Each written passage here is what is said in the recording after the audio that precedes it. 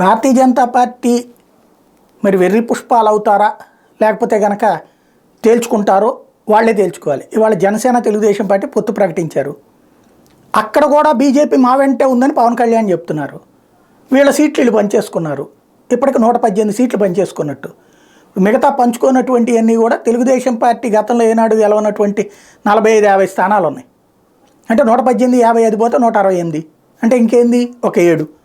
Bharatiya Janata party గతంలో గెలిచినటువంటి Vijayawada central bonda Uma అని ప్రకటించేశారు. ఇంకా బీజేపీకి ఏమిస్తారు అక్కడ? విజయవాడ ఈస్ట్ గద్దెరాము అని ప్రకటించేశారు. వెస్ట్ వచ్చేటప్పటికి జనసేనకి ఇచ్చుకున్నారు. సెంట్రల్లో ఆల్రెడీ గతంలో గెలిచినటువంటి సీటు ప్రకటించేసుకున్నారు. రాజమండ్రి అర్బన్ వచ్చేటప్పటికి ఇంతకుముందు ఆకుల సత్యనారాయణ గెలిచిన సీటు అది తెలుగుదేశం పార్టీ అభ్యర్థిని కూడా ప్రకటించేశారు. ఇట్లాగా దాదాపుగా భారతీయ జనతా పార్టీ కోరుకునే సీట్లు ఆల్రెడీ పనిచేసుకున్నారు. ఇంక ఇప్పుడు భారతీయ జనతా పార్టీ వచ్చి ఏం చేయాలి? మిగిలిన అడుగు పొడుగు తీసుకుని తినాలా, లేకపోతే వీళ్ళు వేసే ముష్టి మీద బ్రతకాలా? భారతీయ జనతా పార్టీ నాయకత్వం ఇప్పుడు తేల్చుకోవాల్సిన అంశం ఏంటంటే, భారతీయ జనతా పార్టీ బలంగా ఉండి గ్యారంటీ గెలవగలదనుకున్నటువంటి సీట్లని ప్రకటించేసుకున్నారు అక్కడ.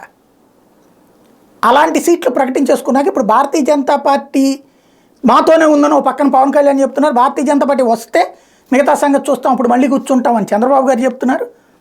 ఇక్కడ భారతీయ జనతా పార్టీ గతంలో గెలిచిన స్థానాలు లేదా బలమైనటువంటి స్థానాల్ని వీళ్ళు పనిచేసుకున్నారు.